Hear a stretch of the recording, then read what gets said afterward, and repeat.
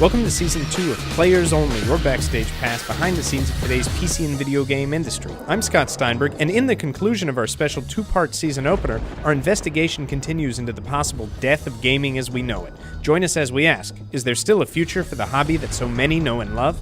It really is changing. It is changing, and there's two ways you can go. Either you stick your head in the sand and just kind of ignore all this stuff. It's going to go away. It's going to be all right. A bit like the car manufacturers in the US. The other way is, which I call kind of the U2 concept, is U2 moves with the times. If they don't just get old and stale, they keep doing whatever the coolest, latest thing is. What is moving with the times these days? It's taking the time to look at stuff you'd never look at. That doesn't mean in any way that some of the old platforms, like the consoles or PC or the other big platforms that people are used to developing on and playing games on, are going away. Quite the contrary. I think it's almost like the film industry. The first 50 years was kind of the evolution of the craft and as an art form.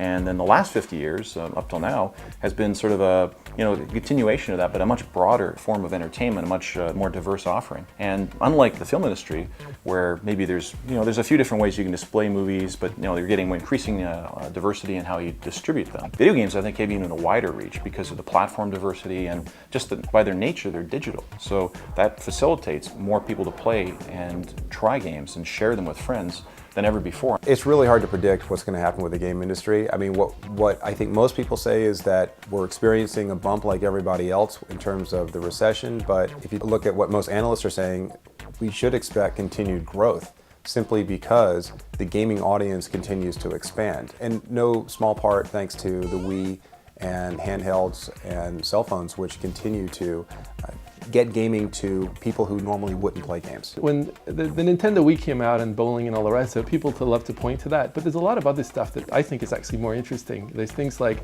a website called Stardoll, which has 26 million users, all girls. How can they get 26 million girls to do something like that when there's no cinematic, there's no gameplay? What can we learn from that? And social networking, I have a friend with 160 million registered users for a Facebook application he has. And you go, how does that work? How does that social stuff work? How does the needing friends to play a game actually work? That's something that we don't do. We let your friends play with you, but we don't think about, do you need them? I think game companies are going to need to do more of moving forward. They need to realize that we all don't have hours and hours of time to devote to gaming experiences. And I think they're learning that now. Depending on the type of game, you could get in and play 15 to 30 worthwhile minutes, whether it's a small game or a big game, like a Call of Duty game. It seems like they're designing games so that you could get a 30-minute episode in, so to speak. Perhaps change is good after all, but does this mean that we're getting back to design for innovation's sake and away from the age of corporate giants? This is definitely not the end of mega publishers. We're going to see more conglomerates, we're going to see more mergers, we're going to see more acquisitions. And that is just a natural occurrence in any business. The mega publishers are going to be more important rather than less important in the near term, the next 5 years. And I think that as they overstep their authority and their power, and they exploit the development talent, which really is what makes games great. Ultimately, I think what happens is that the video game business looks an awful lot like the film business, as from the 1940s to the 1970s or 80s, the film business thrived. And then all of a sudden the stars started asking for more than $1 million a picture. They wanted 10, and then they wanted 20, and then they wanted a percentage. And when the studios gave it to them, the studios all crumbled. I think the big publishers understand that there is a shift of power in some sense to the developer side of things. And you see that with people like Electronic Arts. What they're doing is incredibly smart. Their partners program, they're going out and instead of trying to buy a company or trying to absorb that company, they're saying, why don't you work with us and let us do what we do best in some sense, distribute, do the marketing, get the game out there, and you work on what you do best, which is the creative side of things. Make games that people want to play, and then we'll make sure that they see those games. So the companies that understand that are, I think, going to survive, or at least I think a lot of companies will survive, but I think they'll thrive in this environment. I went to the Independent Game Awards, and it was really impressive to see that amount of energy. But the thing that's impressing me now is the level of polish you're seeing.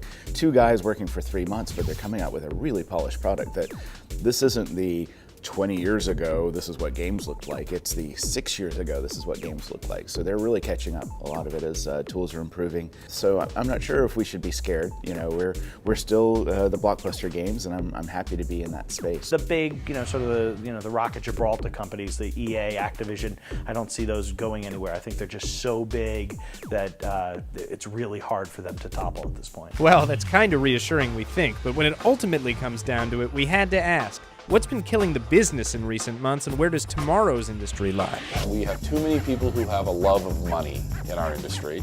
We need more people who have a love of art and who have a love for the act of creating games. One of the biggest things out of Save Gaming right now is, I think, used games. I think it's taken a huge hit on companies' P&Ls, profits and loss sheets and stuff like that. So I think a huge drop-off in sales for companies. The game publishers and the retailers there, they should come to some kind of agreement about how to make that happen so it doesn't really hurt the developers. But at the same time, consumers have their own rights, and to pull games out of the reach of many consumers is actually not a good idea. If I could wave a magic wand and just change one thing about the business, it would just be to make it easier to allow for more innovation. If I could just unleash the creativity that exists in this business but is suppressed by so many of the inherent processes of our business. I'd like to see us grow over the next 10 years, and I'd like to see us come back to art and come back to great game creation, where the lead designer's creative vision has more weight than it does today. Actually, I think that's where the game industry is headed. Smaller teams, more indie. They may not get the recognition of some of the bigger games of a Halo or a GTA, but they're still great games, and they keep their teams together, they make money, and they do well for themselves. We're kind of at that point where, yes, you can continue business as usual. You can keep making retail boxes. You can keep going that way. GameStop is trying to convince people that that's the way it's going to be. But when you look at things like the iPhone coming out with digital distribution, they're going to add microtransactions, and you look what's going on in Asia, you have to ask yourself at some point, am I going to start paying attention, or am I going to avoid it? It's mind wide open right now. We're literally willing to look at anything, consider anything, and try to understand why. And there you have it. Maybe it's not video games that are dying, but rather just the old ways in which we define them. We'll see you next week on Players Only.